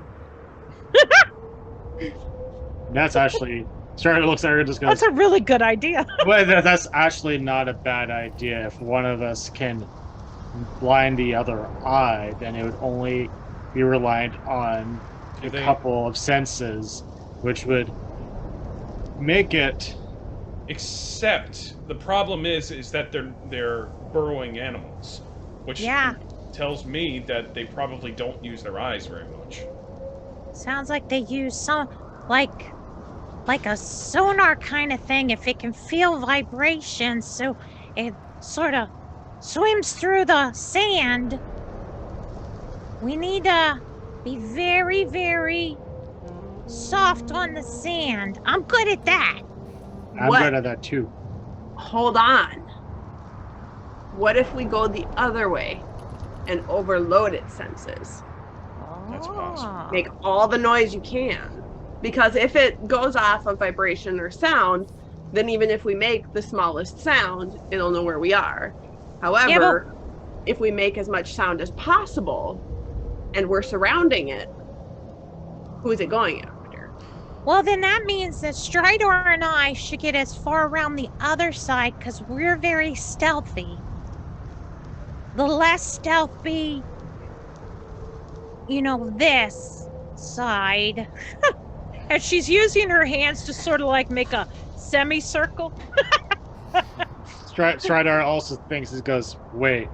He looks at Malice and goes, you used thaumaturgy earlier, didn't you? Yes. And he just thinks about it, goes, I have it too. We could potentially overwhelm the ground with tremors for a while. That way it also disguises where our movements are and is being overloaded by the sensations of the tremors, so it doesn't know where we're at. If we do that after we blind it, then it's a sitting duck. I have another and we suggestion. can take too. it.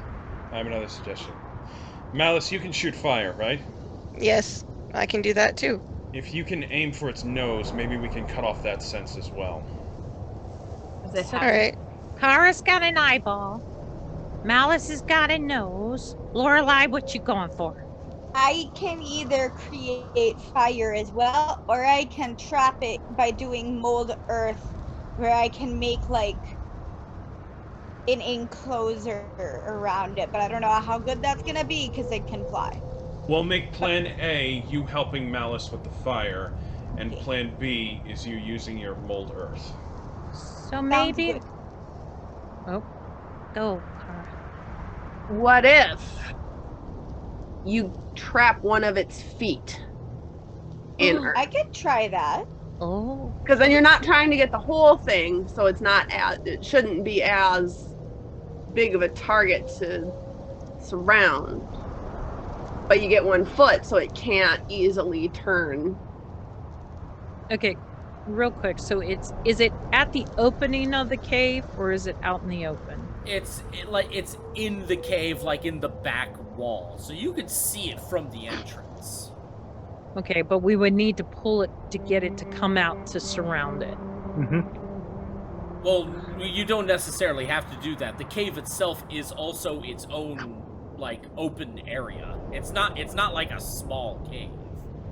Yeah, but that would mean we would all have to get in there and get around him. That's what I'm thinking. Right, Which, so we have which to you get it out. physically could. I mean, the space is that large. Oh, well, that also... Well, that's something else, too. We can use the ceiling of the cave. Yeah, I was also thinking, Strider is like kind of thinking about this. He goes, what if before we even attack, he pulls out he gets out his bag and pulls out a hunting trap kit. He goes, what if we put this out? I put this out stealthily and then come back to the group. We draw it out. It hits this, and then Lorelei, you trap one of its other legs, so that way it's trapped in two different places. Then Kara, you can get it in its eyeball.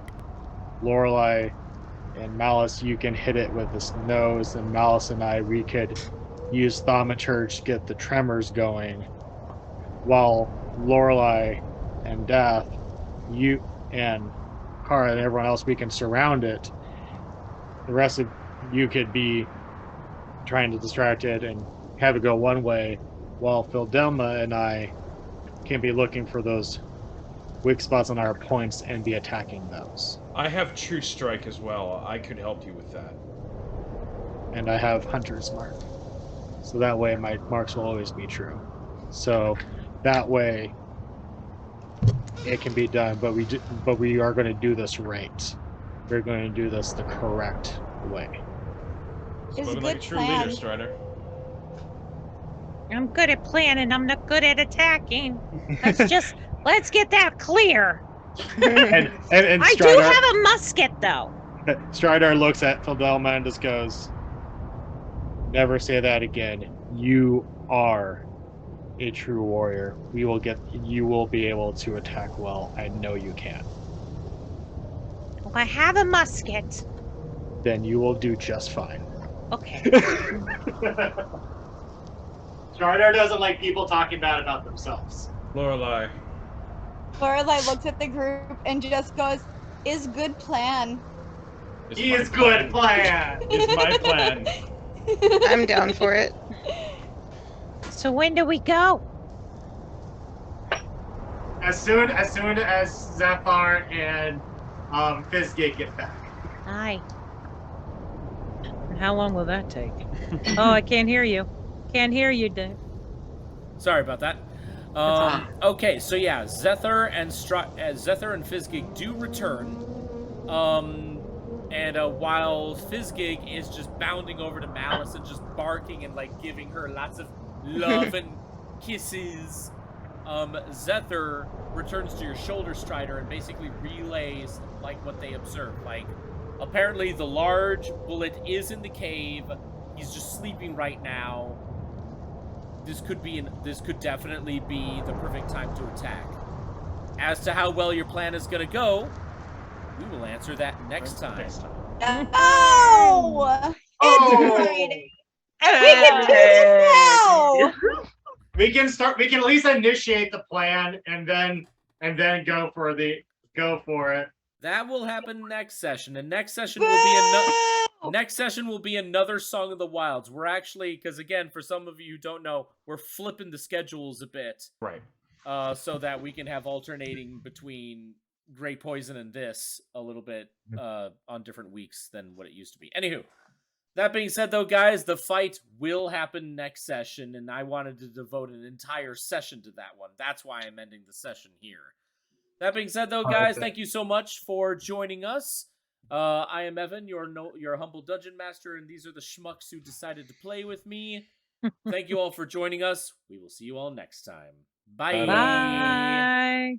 Bye. I'm also writing down in the notes and planning for Song of the Wilds our battle plan, so that way we don't forget it. Nice. Yeah, it was Okay. too short. Once again, bye. Bye.